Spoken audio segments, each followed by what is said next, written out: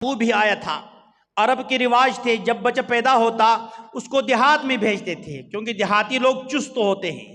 آج بھی یہی ہے نا، شہری لوگ بڑے جناب سست سے مشکل راستوں پہ نہیں گزر، جب دیہات کی طرف جاؤ جناب وہ ایک ایک من گندم لے کے پہاڑوں کے اوپر وہ سفر کرتے ہیں۔ اس وقت بھی تھا، لوگ دیہاتوں میں بھیجتے تھے۔ چونکہ اللہ کے نبی کی ولادت کے بعد والد بھی چلا گیا، والدہ بھی چلی گئی۔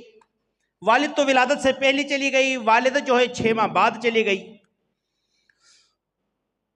بلکہ 6 سال بعد چلی گئی۔ تو وہ جو دیہات سے عورتیں آتی تھی بچے کو لینے کے لیے، وہ کچھ لوگ اس کو پیسے دیتے تھے کہ میرے بچے کو پال لے، آپ کو اتنا پیسے دیں گے، دراہم دینار دیں گے۔ لیکن وہ ان کو جناب جب وہ پہلے آ کے اپنے اثر رسوخ سے معلوم کر کے اب کہاں کہاں بچہ ہوا ہے، لوگ بتاتے تھے کہ فلان گھر کے اندر، فلان گھر کے اندر، فلان گھر کے اندر۔ لیکن چونکہ اللہ کا نبی کا تو والد تھا نہیں، تو عورتوں نے سمجھا یہ تو یتیم ہے، اس کا کوئی ہمیں جناب پیچھے بگار دینے والا ہے نہیں، ادھر توجہ ہی نہیں کی۔ 300 دائیاں آئی، دوسرے بچوں کو لے کر چلی گئی، لیکن ان عورتوں کو معلوم نہیں تھا کہ یہ یتیم نہیں ہے، یہ وہ ہستی ہے جو یتیم کا پیشوا بنے گا۔ اما حلیمہ فرماتے کہ میں جس سواری کے اوپر سوار تھی وہ بڑی کمزور تھی۔ میں اس وقت پہنچی کہ عورتیں اپنے اپنے بچوں کو لے کر جو ان کو ملا ہے وہ واپس جا رہے، تو میں نے وہاں پہنچ گیا۔ میں نے معلومات کیا کہ بھائی کوئی بچہ ابھی باقی نہیں سوائے اس ایک بچے کے جس کا والد نہیں ہے۔ اما فرماتی ہے کہ میرے دل نے یہ کہا کہ خالی ہاتھ جانے سے بہتر ہے کہ میں اسی بچے کو لے جاتی ہوں۔ کہتے اسی نیت سے میں نے جب اس بچے کو دیکھا، بچے تو نہیں تھا، وہ تو 14ویں چاند سے بھی آگے تھا۔ کہتے اس وقت میرے بیٹا بھی تھا، وہ بھی دودھ پی رہا تھا۔ کہتے بھوک کی وجہ سے کھانا نہیں ہوتی تھی، میرا تو جناب دودھ سوکھ چکا تھا۔ یوں ہی بچے میں نے اپنے گود میں لایا تو میرے جناب وہ پستان دونوں دودھ سے بھر گئی۔ ایک طرف میرا اپنا بیٹا، اس نے بھی دودھ پیا، سیر ہو گیا، اس بچے نے بھی پیا۔ میں نے اپنے شوہر سے کہا کہ لگتا ہے یہ بچہ بڑا برکت والا ہے۔ اب جس سواری کے اوپر بیٹھ کر آئے تھے وہ سواری تو چل نہیں سکتی تھی، کمزور سی۔ کہ جب صبح ہوا تو ہم اس سواری کے اوپر سوار ہو گئی۔ کہ یوں ہی اللہ کا نبی کو میں نے اپنے گود میں لیا، سواری کے اوپر بیٹھی تو اس کا رفتار اتنا تیز ہو گیا، جو ایک دن پہلے ہمیں جناب واپسی پہ عورتیں جا رہے وہ تو پیچھے رہ گئے، ہم آگے نکل گئی۔ عورتیں پریشان ہو گئی کہ جناب اس حلیمہ کو کیا ہو گیا، اس کی سواری کو کیا ہو گیا۔ میں نے کہا اللہ والی او سواری کا کمال نہیں ہے، کمال تو اس کا ہے جو اس سواری کے اوپر سوار ہے۔ زندہ باد۔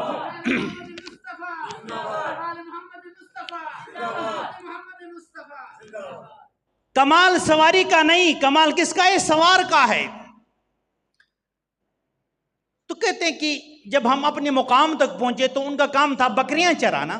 کہتے ہیں اس اور میری جو بکریاں وہ بڑی کمزور ہو چکی تھی، ان کے اندر دودھ نہیں تھا۔ صبح جناب بکریوں کو جنگل میں لے کر جانا ہے، وہ جو بہن شائمہ وہ لے کر جاتی تھی، لیکن یوں ہی اللہ کا نبی ہمارے گھر میں آئے، وہ بکریاں جناب پیٹ بھر کے آ جانا، موٹی تازہ دودھ اتنا زیادہ کہ نہ جناب ہم تو پریشان ہو گئے کہ یہ نعمتیں کہاں سے آ گئی۔ میرے شوہر نے کہا حلیمہ جناب یاد رکھو یہ جو آپ کی پاس جو بچہ آپ لے کر آئی ہے یہ کوئی عام بچہ نہیں ہے، تو دنیا آخرت کا خزانہ ہے۔ لوگ بھی پریشان، لوگوں نے کہا اپنی بچوں کو کہ جناب جہاں حلیمہ کی بکریاں چرتی ہے تم بھی جہاں وہاں جا کے چراؤ، ہمارے پاس وہی دودھ تھوڑا سا ادھر جناب گھی پہ گھی نکل رہا ہے۔ لیکن ان کو معلوم نہیں تھا کہ یہ اس چارہ کا کمال نہیں، اس گھاس کا کمال نہیں، ان بکریوں کا کمال نہیں، کمال اس ہستی کا تھا جو حضرت آمنہ کی گود میں تھا۔ حضرت شیمہ آقا علیہ الصلوۃ والسلام کی رضعی بہن بڑی تھی۔ ایک دن انہوں نے اللہ کے نبی کو کہا میرے بھائی کو مجھے دے دے، میں بھی جاؤں، بکریاں چراتی ہے، قریب بیٹھنا، میں اپنے بھائی کو اپنے گود میں بٹھاؤں گی، اس کے ساتھ کھیلوں گی، باتیں کروں گی۔ انہوں نے کہا لے جا۔ اب ہوا یوں، جنگل کے اندر جب آپ بکریاں کو لے کر جائے تو وہ کبھی ادھر جاتی ہے، کبھی ادھر جاتے ہے، کبھی آگے کبھی پیچھے، کوئی گم جاتی ہے۔ اس دن حضرت شیمہ فرماتے ہیں میں تو پریشان ہو گئی، بکریاں جو ہے 5 منٹ کے اندر انہوں نے جناب وہ گھاس کھایا، بالکل تازہ ہو کے آ کے ہمارے ارد گرد بیٹھ گئی، ہمیں دیکھنے لگی ساری، اور ان کے تھن جو ہے دودھ سے بھر گئے۔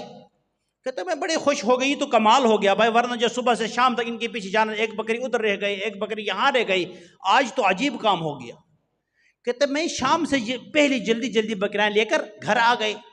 اماں نے کہا کہ آج تو آپ جلدی آ گئے، اور بکریاں جناب بہت زیادہ خوش بھی نظر آتی ہے، اور جناب ان کے پیٹ بھی بھرا ہوئی، کیا مجرا ہے؟ ان کے بس اللہ کا، ان کا میں نے بتایا نہیں کہ اماں اصل کمال تو میرے بھائی کا ہے۔ اگلی دن انہوں نے پھر ضد لگا دی کہ میں نے اپنے بھائی کو لے کر جانا۔ انہوں نے کہا بھائی آپ بھائی کو، چھوٹا ہے اس کو مت لے جا جنگل میں، وہاں درندے پرندے نقصان کہیں نہ پہنچ جائے۔ بہن نے کہا میں نے تو ضد اس لیے لگا دی کہ میں نے اس کے بغیر تو قدم نہیں لگانا ہے۔